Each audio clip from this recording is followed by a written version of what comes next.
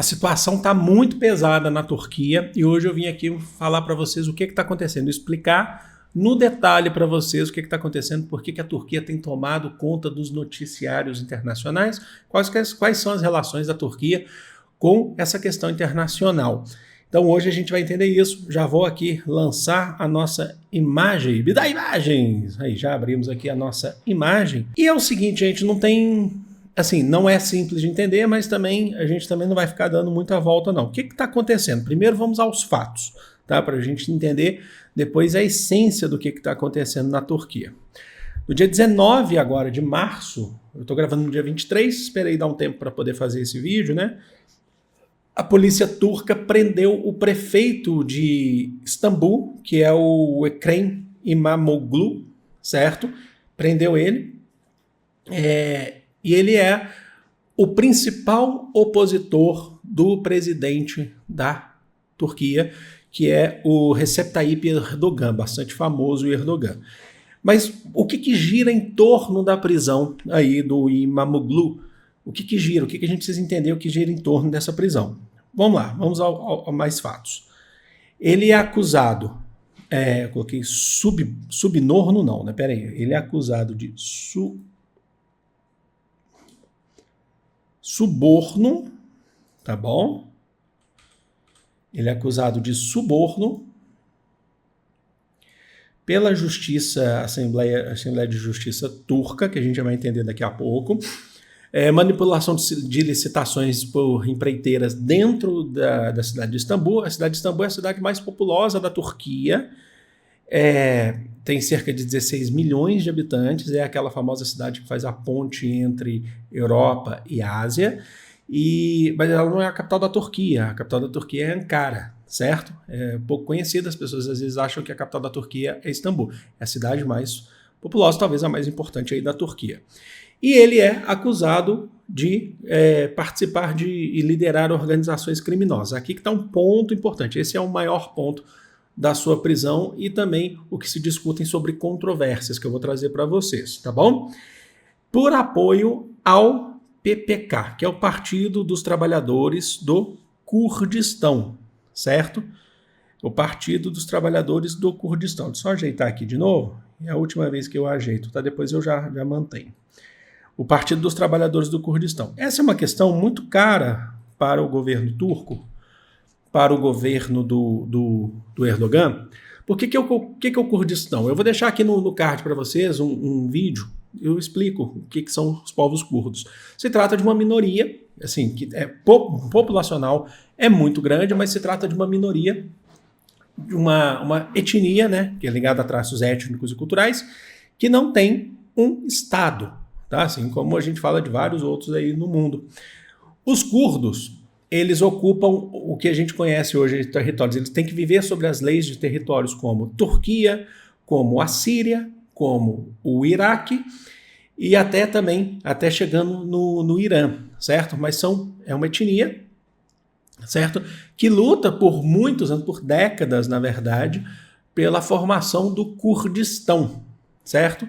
E eles são reprimidos em determinados países, nesses países eles são reprimidos por lutar por um Estado dentro daqueles países, só que eles têm que viver sobre as leis daquele Estado. Então, no caso da Turquia, eles são opositores ferrenhos ao governo do presidente da Turquia, que é o Erdogan. E aí, o prefeito de Istambul, que é super popular e ele tem ganhado notoriedade, afinal de contas, ele é eleito ele é o segundo mandato dele como prefeito da cidade mais populosa da Turquia, 16 milhões de habitantes, e ele é o principal opositor do Erdogan. Ele é acusado de colaborar com o Partido dos Trabalhadores do Kurdistão.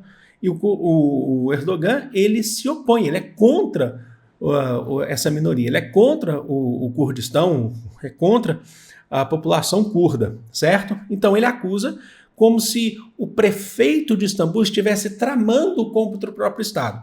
O prefeito de Istambul, ele nega essas acusações, ele fala, inclusive já teve alianças de partidos que foram ligados, sim, ao PPK, mas não necessariamente ele, certo? E ele acusa, ele fala que essa prisão feita pelo judiciário é uma prisão arbitrária, que é uma prisão política, tá? A gente vê isso no mundo inteiro, né? Esse tipo de prisão política, que é justamente porque ele é o principal candidato de oposição à chapa do Erdogan em 2028, certo?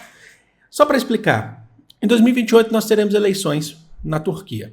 A Turquia, vou explicar já para vocês, é uma república presidencialista.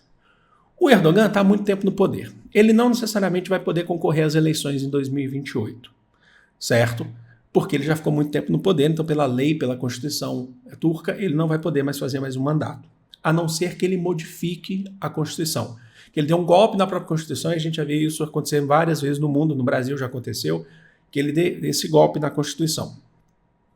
Só que ele não quer que um opositor ao seu partido vença as eleições. E, ao que tudo indica, talvez seja aí o nome mais forte que tenha surgido até agora. Então, o Imamoglu, ele tem acusado de ser uma prisão arbitrária justamente porque ele é um candidato às eleições. Essa prisão foi feita alguns dias após ele anunciar que seria candidato, sim.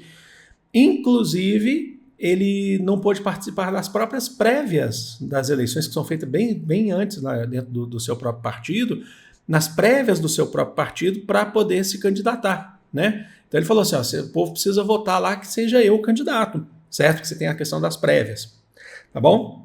O partido dele é o Partido Republicano do Povo, né? Que é o CHP, tá bom? Então esse é um ponto importante. Agora, isso gerou manifestações na Turquia, então desde o dia 19, desde a prisão dele, isso tem gerado várias manifestações na Turquia e muitos confrontos com a polícia. Confrontos esses que, por exemplo, só entre ontem e ontem, já foram mais de 340 pessoas detidas, certo? Que estão acusando, e ele mantém-se, até o momento da gravação desse vídeo, no domingo, dia 23 de março de 2025, ele está preso, tá? E a sua defesa diz que é uma prisão política justamente por ser um opositor ao Erdogan. Vamos lá. Qual que é o sistema político da Turquia? A Turquia, entre 1923 até 2018, foi uma república parlamentar, certo? E nos últimos anos dessa república parlamentar, pelo menos ali nos quase mais de 15 últimos anos, o primeiro-ministro era o Erdogan. Lembra? Quando você tem uma república parlamentar, você tem um primeiro-ministro que não é eleito direto pelo povo, e sim pelas cadeiras parlamentares de maioria no Congresso. E aí o presidente, você tem, dependendo do sistema parlamentar, ou ele é eleito pelo povo, ou ele é indicado, isso depende. Em 2017, teve um plebiscito na Turquia que foi encabeçado pelo Erdogan, que transformou a Turquia numa república presidencialista. Então, é extinto o cargo de primeiro-ministro, tá? A república agora é presidencialista de 2018 e o Erdogan foi eleito o primeiro presidente da Turquia. Aí ele deixa de ser primeiro-ministro, né, e se torna presidente. Na verdade, ele já tinha poderes anteriores. Só que o que acontece? Ele já tinha se tornado presidente antes, tá? Ele já tinha deixado de ser primeiro-ministro antes, mas ele se torna, ele promove esse plebiscito e a população vota a favor de se tornar uma república presidencialista. Nesse caso, extingue-se o cargo de primeiro-ministro, dando maiores poderes ao presidente. E nesse final, o presidente era o Erdogan. Então ele amplia os seus poderes, ele não tem que dividir poderes com o primeiro-ministro, certo? E ele se torna presidente e até hoje, tá bom? Ele já era presidente, mas agora ele era um presidente de uma república presidencialista. Mas vamos falar do Erdogan, o Recep Tayyip Erdogan. E aqui que é um ponto de destaque, um ponto importante, que é um ponto que pode gerar algumas confusões, porque ele é do AKP, o Partido da Justiça e Desenvolvimento, que é um partido de direita, certo? Que tem alas importantes de extrema direita. O Erdogan é um conservador, certo? É um conservador. Só que a sua política é uma política um pouco confusa. Eu diria a vocês que o Erdogan, vamos lá, ele foi primeiro-ministro de 2003 a 2014, aí ele foi eleito presidente. Ainda era uma república parlamentarista, certo? E aí tem o plebiscito, ele se torna presidente de 2014 até hoje. O que isso significa? Que o Erdogan, ele está no poder há mais de 20 anos, seja como primeiro-ministro, seja como presidente. E nos últimos anos, como um presidente que não tem primeiro-ministro. Tem a Câmara Legislativa da Turquia, que é unicameral, não é bicameral que nem é o Brasil, por exemplo, tem deputados e senadores, lá é unicameral, só tem os deputados, mas não tem a representatividade do primeiro-ministro. Você tem um chefe da Câmara, mas ele não é um governante. Ponto importante. O Erdogan, ele é um pouco... Eu diria a vocês, se a gente tiver que fazer uma comparação histórica, filosófica, ele seria quase um sofista, ainda mais que ele está na Turquia, né? O mundo grego, a Turquia fazia parte do mundo grego, né? Do mundo grego clássico. O que seria um sofista? Aquele que não vê a verdade, mas ele trabalha com a ideia da variação da verdade, da flexibilização dessa verdade. Por isso que eles eram acusados por Platão, o Gorgias, eles eram acusados pelos filósofos clássicos como não buscar a verdade, e sim saber ganhar debates. Por que eu estou querendo dizer isso? Porque o Erdogan, ele é um político autoritário na Turquia, mas que é aceito pelo capitalismo, pelos principais países capitalistas. Porque a Turquia faz parte da União Europeia, por conta da sua parcela europeia, e a Turquia é membro da OTAN, da Organização do Tratado do Atlântico Norte. Ao mesmo tempo, o Erdogan, por exemplo, em 2003, quando os Estados Unidos invadem o Iraque, o Erdogan apoiou. Ele estava no primeiro ano como primeiro-ministro. Ele apoiou a invasão dos Estados Unidos no Iraque em 2003. Ou seja, uma invasão de um país capitalista da América, com as forças da OTAN e tal, dentro do Oriente Médio. E a Turquia, ela tem uma parcela europeia, mas ela está inserida dentro da concepção, dentro do contexto asiático, do Oriente. Ao mesmo tempo, ele também faz críticas, por exemplo, a Israel, e ele foi acusado durante um tempo, inclusive, de ser antissemita. Só que assim, se tem alguém que o Erdogan é inimigo de fato, porque ele pode variar de acordo com o contexto, lembra da questão do sufismo, são os curdos. Aí ele não aceita. Então, por exemplo, ele chegou a criticar, lá atrás, 2014 por aí, o Barack Obama, presidente dos Estados Unidos, por conta do apoio que o Barack Obama dava a grupos curdos contra o Estado Islâmico, que os curdos lutaram contra o Estado Islâmico. Mas aí o Erdogan não aceitou. Não dá para apoiar os curdos.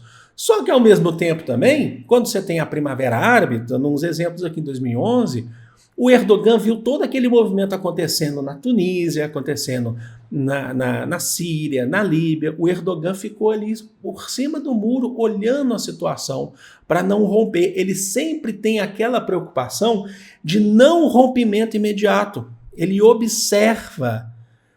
Ele apoiou, por exemplo, a queda do Muammar Gaddafi na Líbia, por exemplo. Acusou o Gaddafi de ser ditador e tal. Só que assim, ele está no poder desde 2003. Ele é acusado na Turquia de manipular o próprio poder judiciário. Em outros tempos, o judiciário se opôs ao próprio partido do Erdogan, achando irregularidades, mas hoje ele é acusado de manipular o judiciário. Por isso que essa oposição turca tem acusado o Erdogan de manipulação do judiciário e com a prisão do prefeito de Istambul, certo? Em prol das próximas eleições, para não tirar o poder do partido do Erdogan. E isso se o Erdogan não modificar a Constituição, como ele fez um plebiscito lá em 2017, se ele não modificar a Constituição que garante a ele mais tempo no poder. E por que isso é aceito pelos Estados Unidos? Porque a Turquia é uma ponte para o Oriente Médio. Os Estados Unidos, por exemplo, não quer perder um aliado. A OTAN não quer perder uma aliada. A Turquia faz parte da OTAN. Então, assim, qual que é o ponto? O ponto é saber lidar com essas relações políticas.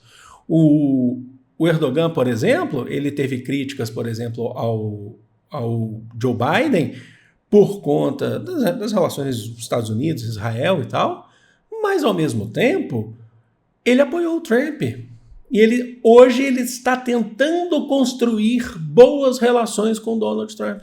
Inclusive com telefonemas, tudo recente. Agora ele está observando os próximos movimentos do Donald Trump. Então é difícil falar sobre o Erdogan. Por quê? O que a gente tem de Erdogan ao que tudo parece, ele faz de tudo para se manter no poder, independente do método a ser utilizado e da postura, de que lado ele vai estar. Só que, ao mesmo tempo, ele persegue a oposição. Ele é acusado de perseguir a oposição turca. Entendeu? Ele persegue os povos curdos, certo? Então ele faz esse tipo de movimento também. Então, só para a gente entender, conforme for passando o tempo e tiver mais informações sobre, é claro que eu vou trazer aqui para vocês, para a gente falar um pouco mais sobre Erdogan, sobre trajetória, sobre os próximos passos que têm acontecido na Turquia. Por enquanto é isso, acho que eu consegui trazer um vídeo de forma bem didática para vocês, era para ser até um pouquinho mais rápido, mas é porque a gente vai falando e vai embora, né? É isso aí, vou ficando por aqui, amo vocês de coração, um grande beijo, fui!